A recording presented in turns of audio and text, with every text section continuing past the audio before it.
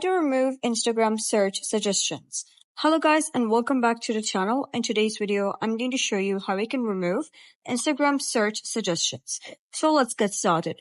First of all, you gotta log into your Instagram account, go to the search bar, and then here you'll be able to see all of your recent searches. So obviously, one method is by simply clicking on cross over here, and it will simply just delete your recent searches, and it will kind of improve your search suggestions. However, the other way is by simply resetting your search suggestions. To do that, you gotta head over to your profile at the bottom right, and then you gotta click on these three horizontal lines at the top right. Once you do so, you will be redirected to settings and activity. Over here, you're going to scroll all the way till you find the option of content preferences under the section of what you see.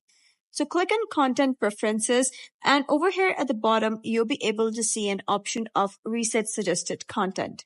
So simply click on that, and then it would say want a fresh start. You can give it a read and read what is that they offer, and click on next.